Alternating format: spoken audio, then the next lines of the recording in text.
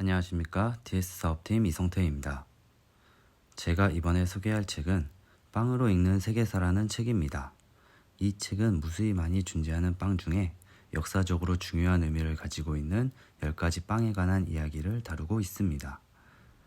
이 10가지 빵은 메소포타미아 지역에서 만들어진 인류 최초의 빵인 플랫브레드를 비롯하여 이집트의 천연 발효빵인 샤워도우, 이탈리아의 피자, 마카롱, 카스테라, 에그타르트, 판데살, 토르티아, 베이글, 그리고 러시아의 흑빵에 관한 이야기를 담고 있습니다.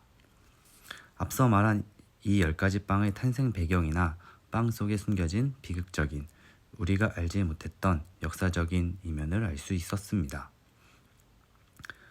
이 책은 인류의 최초의 빵은 무엇일까? 그리고 빵을 최초로 먹은 지역은 어디일까라는 의문점에서 시작하고 있습니다. 작가는 요르단을 최초로 빵을 먹은 지역으로 꼽았는데 그 이유는 요르단 지역의 유적 발굴 시 한 집터의 화로에서 숯으로 변한 빵 조각들이 발견되었으며 이로 인해 이 지역을 최초로 빵을 먹은 지역이라고 보고 있습니다. 여기서 말하는 요르단은 지금 요르단이라는 나라를 지칭하는 것이 아니라 4대 문명 발성지 중의 하나인 메소포타미아 문명에 속하는 지역을 지칭하는 것 같습니다. 그렇다면 최초의 빵은 어떤 모습일까? 이 지역의 큰 특징은 큰강 유역이라는 이점으로 인하여 야생의 곡물이 자라고 있었을 것이며 이 야생의 곡물을 빻아 물을 넣고 반죽하여 구운 단순하고 거친 형태의 빵을 만들었을 것으로 추측하고 있습니다. 또한 이 빵들은 모두 납작하고 얇은 형태의 플랫브레드로 추측하고 있었습니다. 인도의 난이나 차파티, 또르띠아 등의 납작한 형태의 빵들은 이 플랫브레드에서 유래되었다고 보여집니다. 또한 인도의 난을 설명하면서 인도의 독립 이야기로 흘러가고 인도와 파키스탄, 방글라데시 세 나라의 발생 배경으로 넘어가게 됩니다. 최초의 빵인 플랫브레드에서 지금처럼 부푼 형태의 빵은 어떻게 만들어지게 되었을까? 이는 이집트의 샤워도우와 연관이 있다고 보여집니다. 그리고 이탈리아의 대표적인 음식이자 빵인 피자는 처음에는 토마토 소스가 없는 형태였다고 합니다. 현재의 피자에는 필수 요소인 토마토 소스가 없다니 왜 토마토 소스를 사용하지 않았을까? 그 이유는 토마토의 빨갛고 이쁜 모양이 그 당시 사람들에게는 음란한 음식으로 여겨졌었다고 합니다. 또한 가지과 식물에 속하는 토마토에는 성적으로 흥분을 시키고 음란한 마음이 일게 하는 최음제 성분이 있다고 믿었다고 합니다. 이는 아마도 교황청이 있는 이탈리아라서 가능했던 생각이라 보여집니다.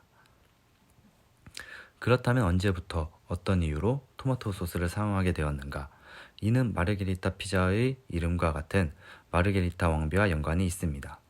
마르게리타 왕비가 이탈리아 나폴리 지역을 방문하였을 때 한 요리사가 왕비를 위해 바질잎과 모짜렐라 치즈, 토마토 소스를 이용하여 피자를 만들어 대접하였는데 이 세 가지 재료의 색이 각각 초록색, 흰색, 붉은색으로 이는 이탈리아의 국기를 상징하며 이를 대접받은 왕비가 크게 감동을 하였고 이에 의해 피자에 토마토 소스가 사용되었다고 합니다. 여기서 또 하나의 궁금증은 이탈리아, 그 중에서 남부 지역인 나폴리 지역에 주로 존재했던 피자가 어떻게 전 세계적인 음식이 될 수 있었을까? 이는 미국의 이민 역사와 연관이 있다고 합니다. 미국으로 이민을 간 이탈리아계 이민자들에 의해서 미국에서 팔리며 알려지고 2차 대전이 끝나고 이탈리아에 주둔했던 미군이 미국으로 돌아와 피자를 즐겨 먹게 되면서 더욱더 알려지게 되었습니다.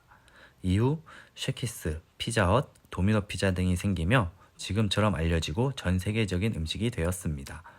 물론 초기의 처음의 피자와는 다르게 미국식으로 현지화가 되었지만 피자가 전 세계적으로 알려질 수 있었던 점은 피자 도우 위의 토핑을 통한 현지화가 자유로웠다는 이유도 크게 작용됐을 것 같습니다.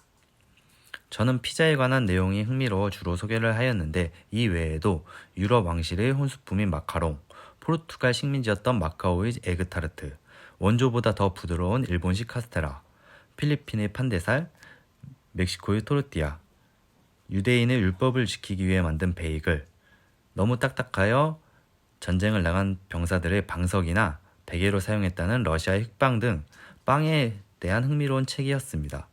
이상으로 책 소개를 마치겠습니다. 감사합니다.